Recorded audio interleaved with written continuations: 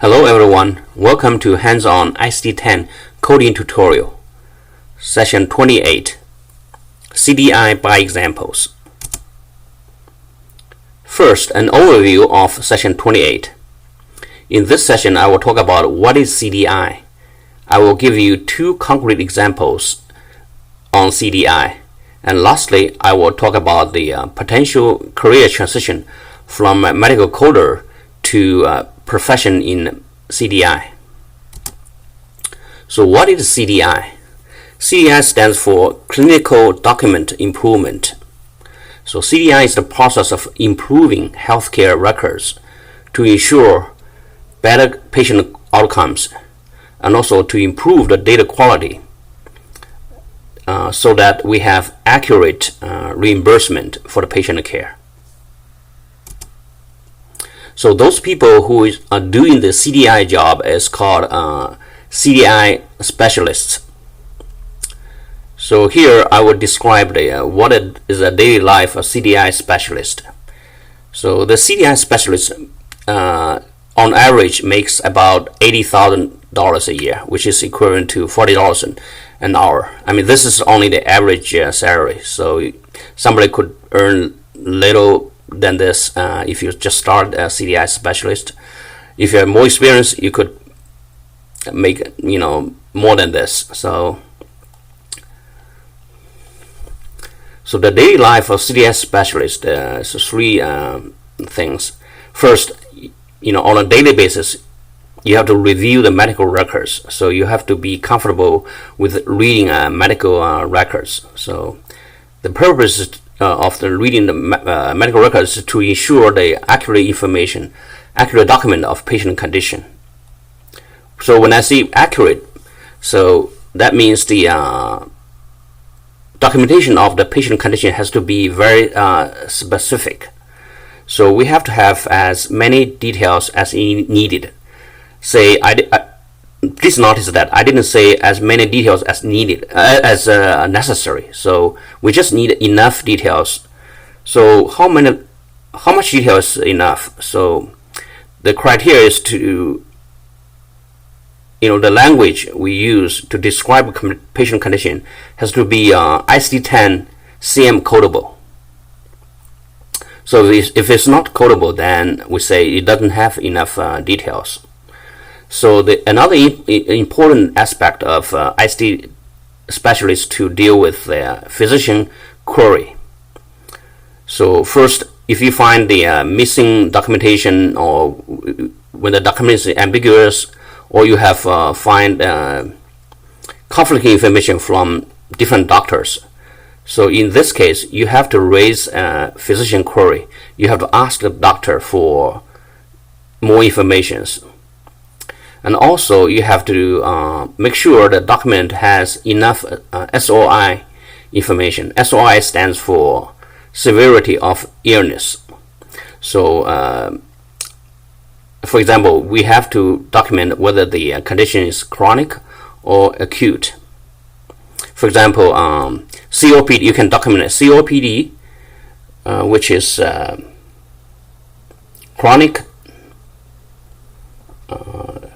obstructive pulmonary disease. So you can also say COPD exacerbation, which is much more severe condition than COPD itself. I mean, usually the more severe the patient condition, the better pay you get, because you have to spend more effort in caring the patients. So first example, say if the doctor says documents the injury of trigeminal nerve.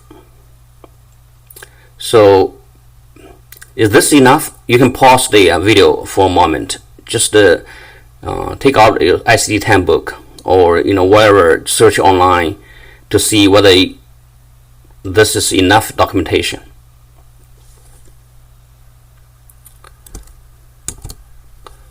So let's go to the ICD-10 book. Injury of, you don't need the, you just need the keyword injury.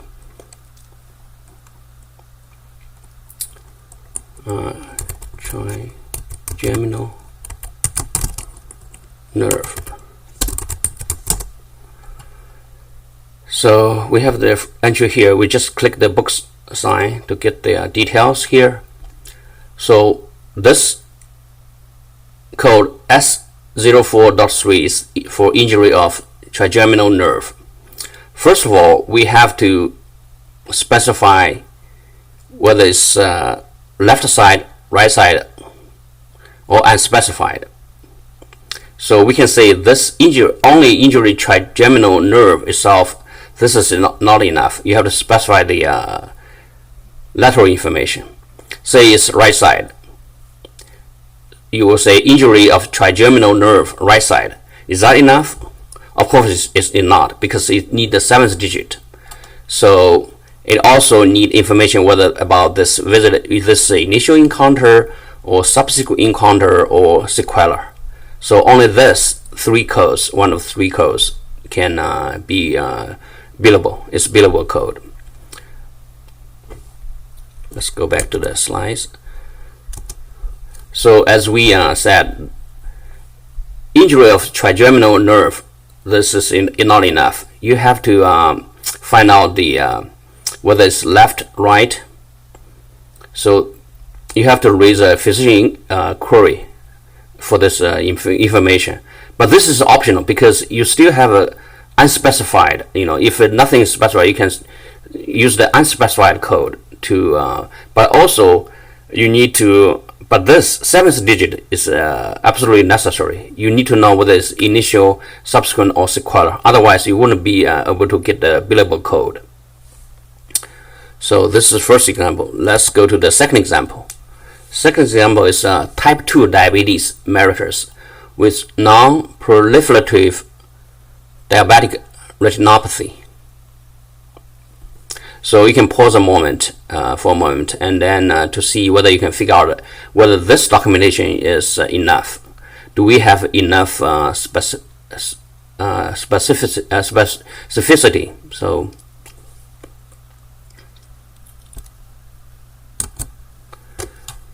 again, we can go to the ICD-10 code book.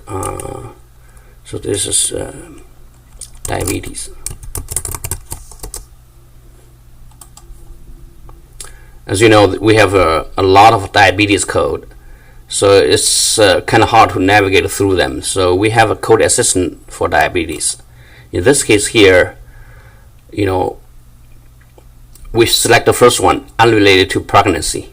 So if you're not sure, usually you choose the first choice because the first choice is the most common choice. So the document says it's type 2, so we click type 2. Now we have the since we have this eye complication, right?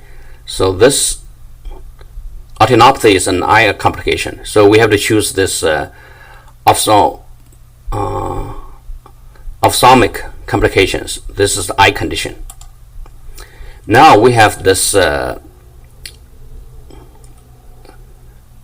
non-proliferative diabetic retinopathy. But here we have 3 choices. We have to specify whether it's mild, moderate, or severe. So as we go to the original document, it doesn't say it's moderate, mild, or severe. So obviously this is not enough. Say for example, if they say moderate, is that enough? No. Again, you have to specify whether this eye complication, does it has the macular edema or doesn't have macular edema. So in this case, you can say with macular edema. Is that enough? No.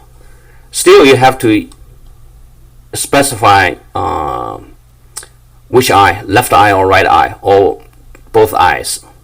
Or you can have unspecified eye.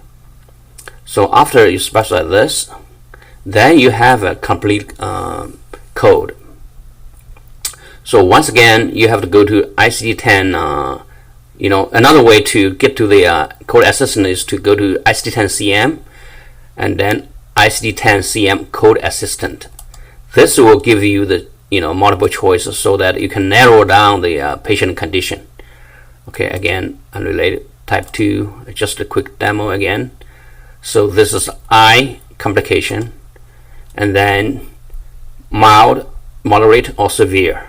Okay, and then whether you have macular edema or not, and then which eye. So finally you can get the most specific code.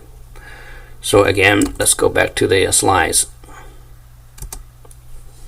Just to review, that type 2 diabetes mellitus with non-proliferative diabetic retinopathy, this is not enough. First, you have to specify whether it's mild, moderate, or severe.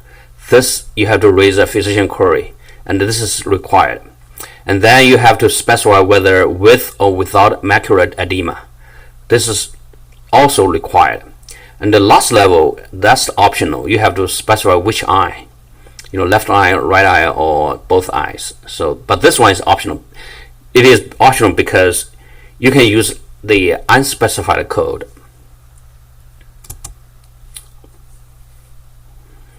So lastly, let's talk about the career transition. So I think most of you are medical coders if you are watching this video. But the next level is the CDI specialist. I mean, the CDI specialist is a better pay. I mean, the medical coder on average is paid $62,000 a year, but the CDI specialist paid like $86,000 a year.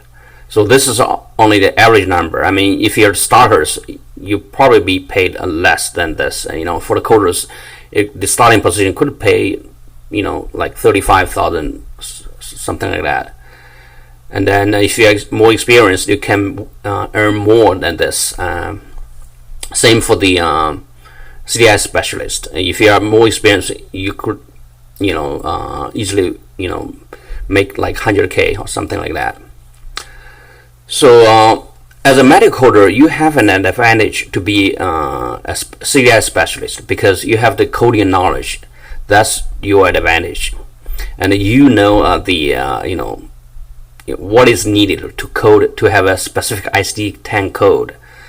And then in the next few videos, I will also talk about the more contents on CDI, how to be a CDI specialist.